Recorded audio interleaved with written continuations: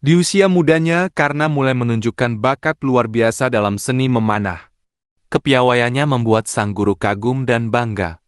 Namun saat gurunya mendoakan agar kemampuan itu digunakan untuk berburu, Karna justru merasa gelisah. Ia tidak ingin hidup hanya sebagai pemburu biasa. Sang guru kemudian menyarankan Karna untuk pergi belajar kepada guru paling terkenal di Aryawarta, yaitu Guru Drona. Di saat yang sama, Guru Drona sedang melatih para pangeran Hastinapura menggunakan tombak api. Para murid berlatih dengan penuh semangat, hingga salah satu tombak milik Pangeran Bima melesat terlalu jauh. Tepat saat itu, Karna datang menuju tempat latihan. Tombak api itu hampir mengenainya, namun secara tiba-tiba, sebuah perisai muncul melindungi tubuh Karna dan menyelamatkannya dari bahaya. Peristiwa itu membuat Guru Drona terkejut. Ia menghampiri Karna dan menanyakan identitasnya. Dengan penuh hormat, Karna memperkenalkan diri dan mengatakan bahwa dirinya datang untuk belajar memanah karena mendengar kebijaksanaan sang guru. Namun saat Karna menjelaskan bahwa ayahnya hanyalah seorang kusir kerajaan, wajah Guru Drona berubah. Sang guru langsung menolak Karna menjadi muridnya. Penolakan itu membuat Karna kecewa dan marah. Ia mulai berdebat dengan Guru Drona. Dengan berani Karna mempertanyakan ajaran tentang kasta dan diskriminasi. Ia menyinggung bagaimana seorang guru yang mengajarkan ilmu perang seharusnya tidak membedakan manusia berdasarkan kelahiran. Guru Drona murka dan memerintahkan Karna pergi dari tempat itu. Namun sebelum pergi, Karna mengucapkan janji yang mengguncang semua orang. Ia bersumpah akan kembali sebagai pemanah terhebat di seluruh negeri dan menjadi lebih hebat dari semua murid Guru Drona, termasuk Arjuna. Saat berjalan meninggalkan arena latihan, Karna tiba-tiba berhenti dan menoleh ke belakang. Dengan tenang ia mengambil anak panahnya lalu melepaskannya ke arah tanah. Seketika api besar membentuk lingkaran kobaran di sekitar tempat latihan Guru Drona. Semua orang terkejut melihat kekuatan Karna.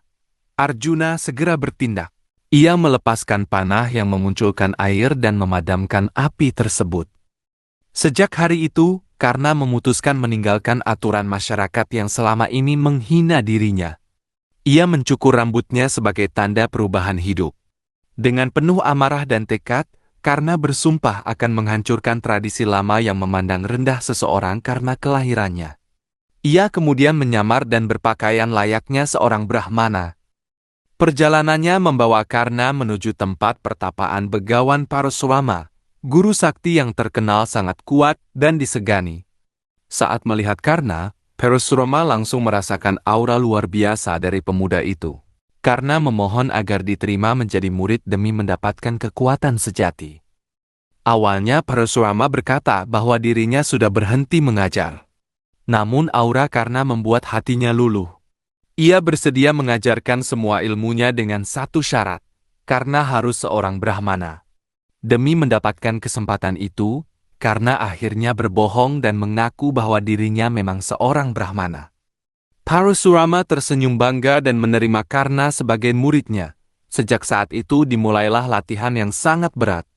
Hari demi hari Karna digembleng tanpa henti.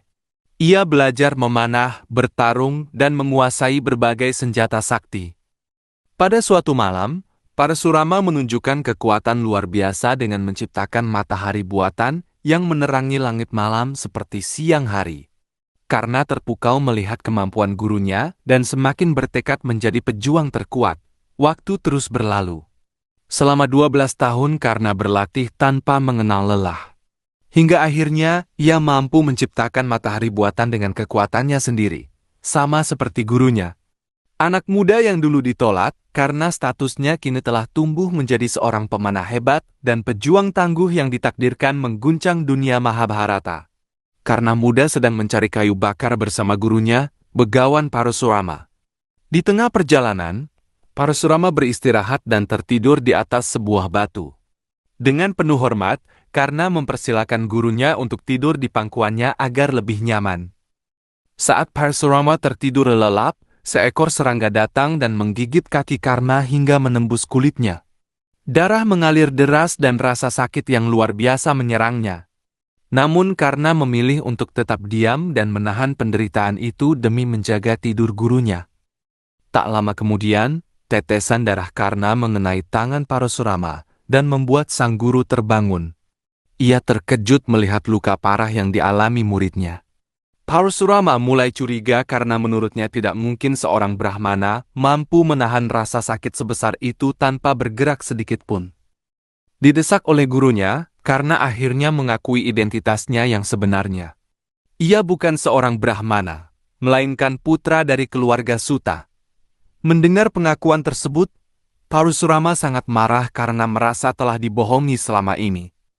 Dengan penuh kekecewaan, Parasurama mengusir Karna dan menjatuhkan kutukan bahwa pada saat terpenting dalam hidupnya, seluruh ilmu yang telah dipelajarinya akan hilang dan tidak dapat digunakan. Karna memohon maaf sambil menangis, namun keputusan sang guru tidak dapat diubah.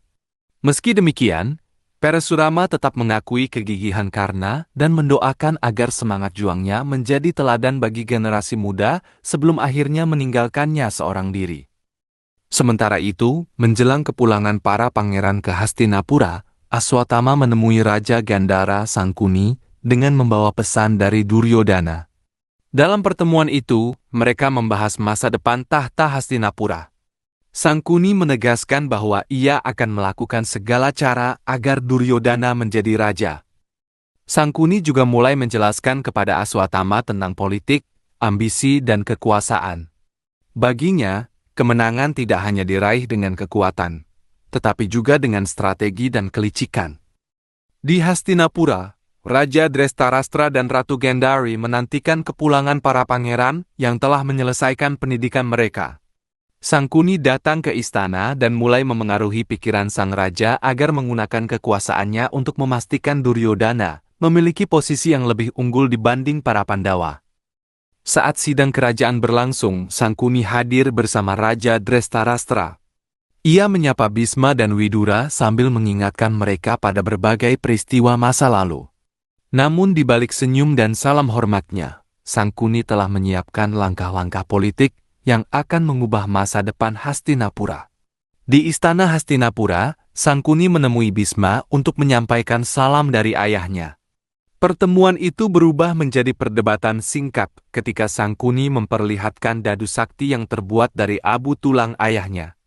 Dengan penuh keyakinan, ia mengungkapkan bahwa dadu tersebut selalu mengikuti kehendaknya, karena semasa hidup, ayahnya selalu menuruti perkataannya. Tak lama kemudian, Guru Drona, putra Resi Bharadwaja, tiba di istana. Widura menyambutnya dengan hangat dan mempersilakan sang guru melaporkan hasil pendidikan para pangeran kepada Raja Drestarastra. Drona mulai memikirkan cara terbaik untuk menunjukkan kemampuan murid-muridnya kepada seluruh kerajaan. Bhisma kemudian mengusulkan agar para pangeran menampilkan kemampuan mereka di hadapan rakyat sesuai tradisi Hastinapura. Namun Sangkuni menyela dan menawarkan tradisi Gandhara, yaitu mengadakan kompetisi antar pangeran untuk menentukan siapa yang paling unggul. Usulan itu menarik perhatian Drestarastra, yang akhirnya menyetujui kompetisi dan memerintahkan Drona untuk mempersiapkannya. Keputusan tersebut menimbulkan kekhawatiran bagi Widura. Ia takut persaingan itu akan memicu konflik di antara para pangeran. Bhisma mencoba menenangkannya dan berjanji akan mengawasi jalannya kompetisi agar nama baik Hastinapura tetap terjaga. Di tengah pembahasan itu, Kunti datang dan mengungkapkan kekhawatirannya. Ia berharap anak-anaknya tidak perlu ikut dalam kompetisi berbahaya tersebut. Namun Bhisma dan Widura meyakinkannya bahwa mereka akan melindungi seluruh anggota keluarga kerajaan. Sementara itu, Sangkuni mulai menjalankan rencana rahasianya. Ia menemui Duryodhana dan membangkitkan kebenciannya terhadap Bhisma. Dengan janji kekuasaan dan ancaman terselubung, Sangkuni berhasil membuat Duryodhana menyetujui sebuah rencana licik. Duryodhana diminta menyiapkan pintu masuk arena yang akan runtuh hanya dengan satu anak panah. Tanpa ragu, ia menerima tugas itu. Di tempat lain, Aswatama sedang mempersiapkan peralatan kompetisi. Ia sangat berharap Duryodhana keluar sebagai pemenang. Ketika Guru Drona mengetahui sikap putranya, keduanya terlibat perdebatan. Aswatama meminta ayahnya untuk membiarkan semua yang akan terjadi dalam kompetisi berlangsung tanpa campur tangan. Hari yang ditunggu akhirnya tiba. Suara sangkakala dan genderang menggema di seluruh Hastinapura menandai dimulainya kompetisi para pangeran. Raja Drestarastra memasuki arena bersama Raja Gandhara Sangkuni.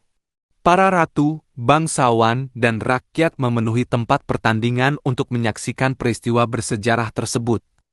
Gandhari berbicara kepada Kunti dan berharap dapat melihat putra-putranya dengan matanya sendiri.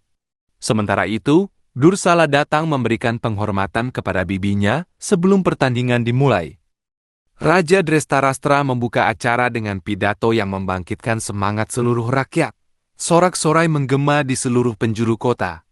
Setelah sambutan selesai, Guru Drona dipersilakan memasuki arena. Dengan penuh hormat, Drona menjelaskan aturan awal kompetisi. Sebuah alat yang berisi nama seluruh pangeran telah disiapkan. Aswatama akan memanah alat tersebut, dan nama yang muncul akan menentukan peserta yang bertanding. Kompetisi akan berlangsung hingga senja, dan pangeran terakhir yang masih bertahan akan dinyatakan sebagai pemenang.